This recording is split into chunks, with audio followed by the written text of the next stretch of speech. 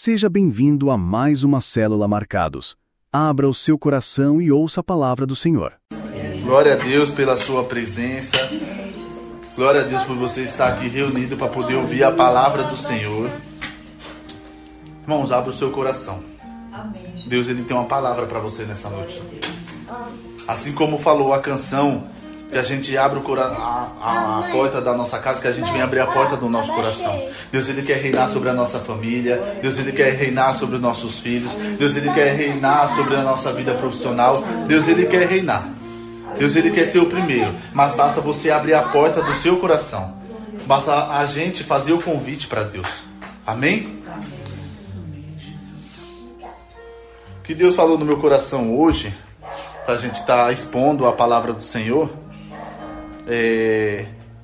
João, Evangelho de Jesus segundo João, no capítulo 3, o verso 16.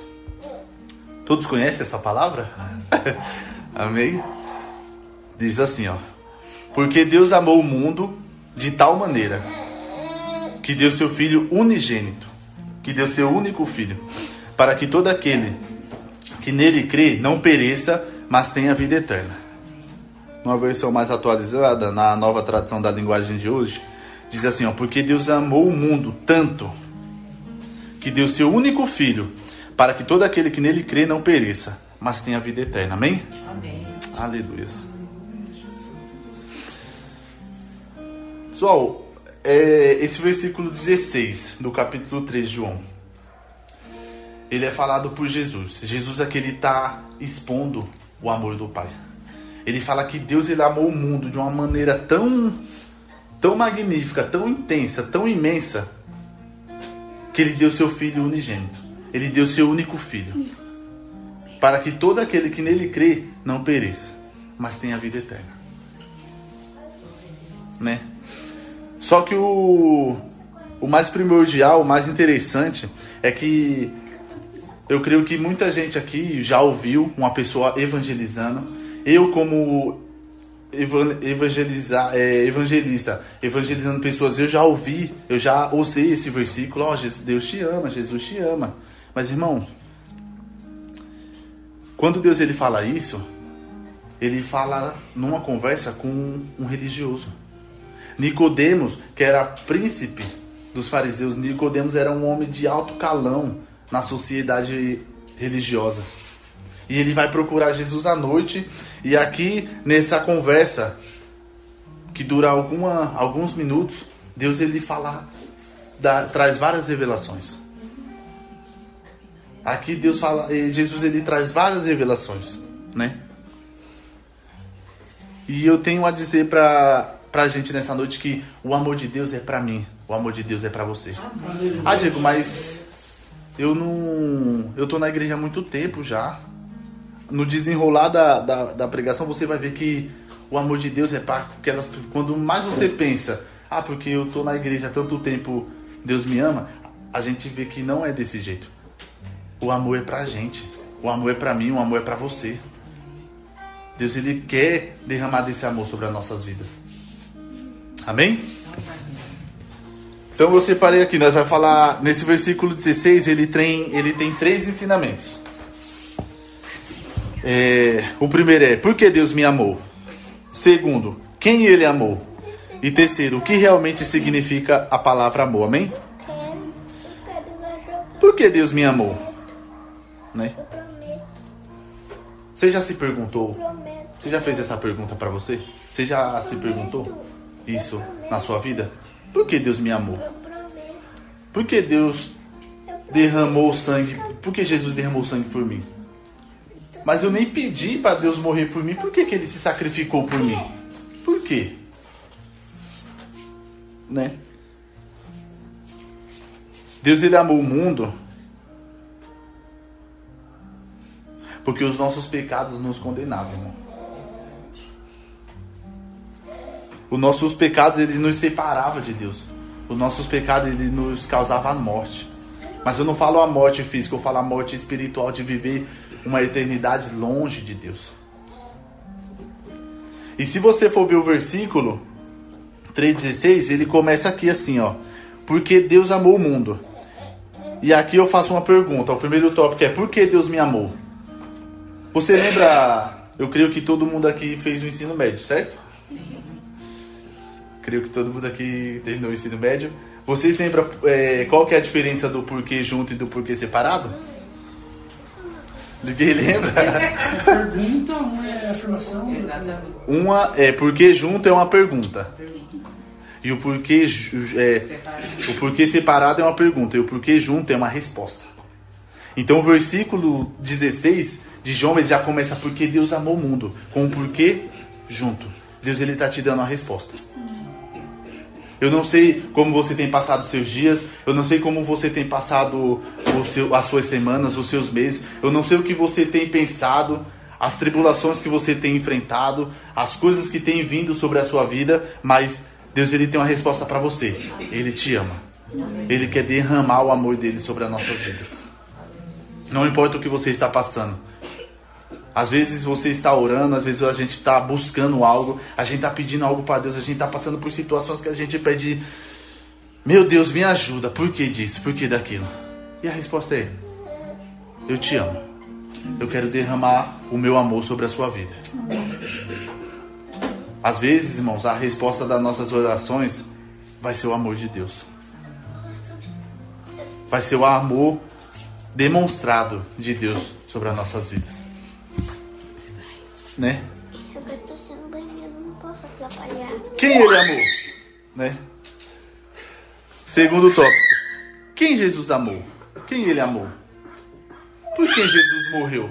Por quem Jesus derramou o sangue dele? Por quem Deus entregou o seu filho? A palavra de Deus diz assim que porque Deus amou o mundo. Quem é o mundo? Será que o mundo são os pastores? Será que o mundo é a igreja? Será que tem a igreja certa? Será que tem a igreja correta porque Deus amou?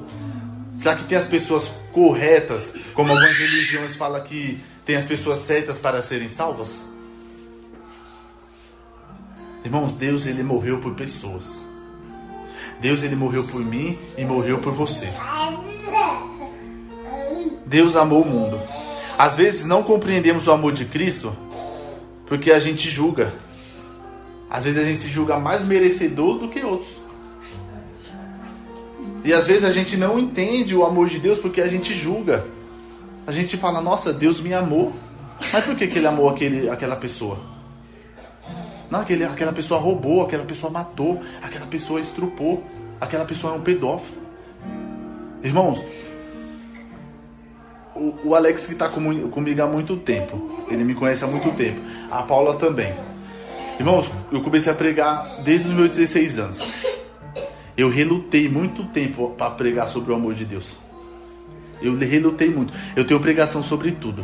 Eu tenho pregação sobre a ansiedade, sobre o céu, sobre a onipotência de Deus, sobre o poder de Deus. Eu tenho vários temas de pregação.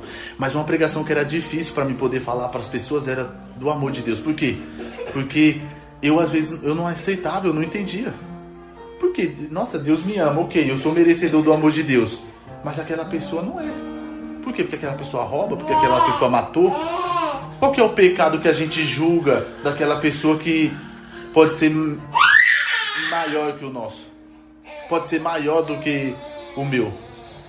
Às vezes a gente tem esse impasse. A gente se julga merecedores mais do que o outro. E muito tempo eu fiquei relutando para falar sobre isso, né? Porque às vezes a gente se julga. Eu lembro que uma vez, irmão, abrindo aqui para nós aqui, né? Existem coisas que acontecem na parte humana assim, que se a gente olha, a gente condena. Principalmente assim, a gente que é homem. Nós que somos homens. Se a gente falar sobre questão de uma pessoa que estrupou, o que a gente quer fazer? A gente vai querer matar, ou dar madeirada. Eu lembro que quando eu tinha 15 anos, olha, eu já era cristão, hein? Dessa época. Eu lembro que lá onde eu morava, na Rua da Mãe, teve um caso assim. Um cara, ele acabou violentando a própria filha, 6 anos. Aí o pessoal da rua lá onde a gente morava encontrou esse cara. Eita, maiou o cara. Lembra Que a pessoa tinha aquele negócio do Judas, maiava o Judas, maiaram. E quem tava lá? Eu tava lá. Eu tava lá, tacando pedra. Eu tava lá, xingando. E isso, às vezes, é o que nos faz não entender o amor de Deus. Porque muitas vezes a gente se pergunta, Deus, por que o Senhor me amou? Por que o Senhor fez isso por mim? Por que o teu amor é incondicional? Eu não falei o tema da pregação, é o extraordinário amor de Deus. Por que tanto desse amor? E às vezes a gente se julga, não, eu sou merecedor do amor de Deus. Aquela pessoa não é, porque aquela pessoa, ele matou uma pessoa, ele matou. Mas só que, às vezes, a gente comete o pecado da fofoca. E assim, pessoal, eu tô falando de fofoca porque... Não tô falando de comentar, sabe? Na vida a gente vai comentar. Não tem como. Entendeu? Nem todo Jesus não agradou do mundo. Imagina eu. Com a minha personalidade, com o nosso jeito de ser, existem pessoas que vai falar mal. Só que aí, a fofoca, qual que é o problema da fofoca? A fofoca é assim, ó. Eu sou amigo do Alex, não sou amigo da Paula. Mas eu nunca tomei uma água com a Paula. Eu não sei o que ela passou na vida dela. Eu não sei qual que são os traumas dela.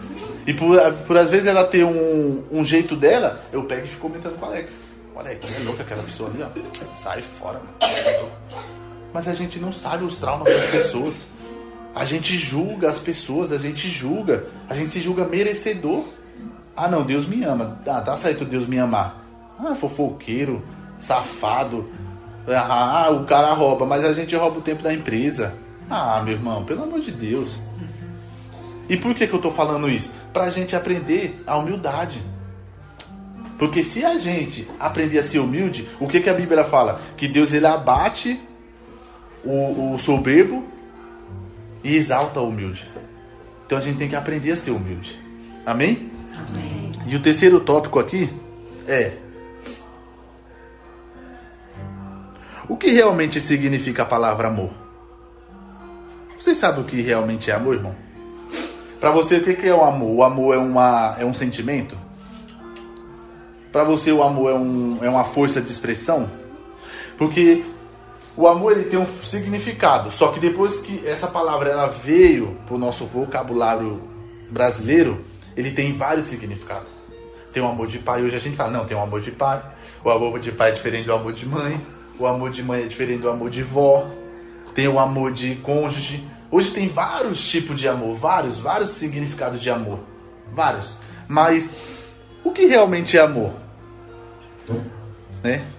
A palavra amor, no vocabulário brasileiro, ela foi muito banalizada. O amor ele não é um sentimento. O amor ele é uma decisão.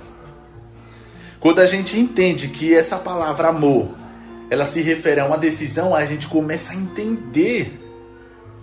A gente começa a entender por que Deus nos amou. Essa palavra no grego, ela é ágape, que significa decisão. O amor de Deus por nós é um amor ágape. Por isso que o amor de Deus ele vai além. Sabe, tem um versículo na Bíblia que fala que ainda que a mãe se esqueça do seu filho que amamenta. É difícil, a gente sabe que é difícil, mas só que tem mães que podem esquecer. A gente viu esses dias a reportagem de uma mãe que foi pro baile funk e deixou uma menina na rua. A gente vê reportagem de mães que abandonam o filho no lixo.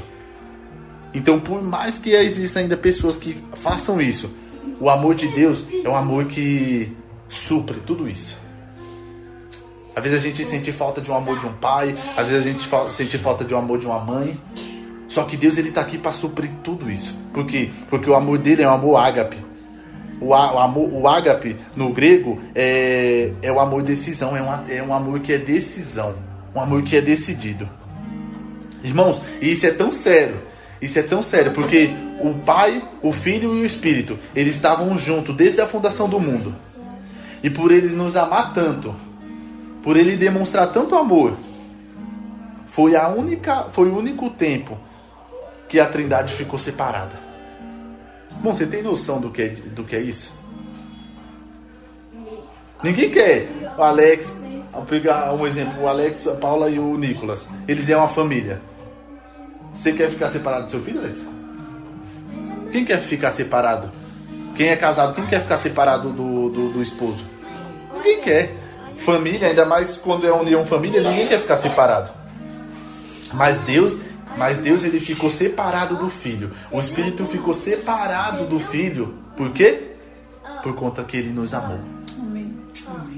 O amor de Deus que fez a Trindade ficar separada por um tempo.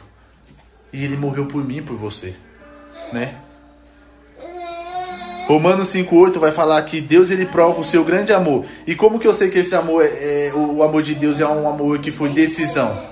Porque o Romanos 5,8 vai falar que Deus nos prova o seu grande amor ao enviar Cristo para morrer por nós quando ainda éramos pecadores.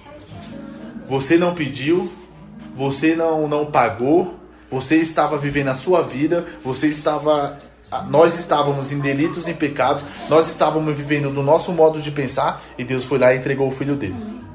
Efésios 2, do 4 ao 5. Mas Deus é tão rico em misericórdia e nos amou tanto que, embora estivéssemos mortos por causa dos nossos pecados, Ele nos deu vida juntamente com Cristo.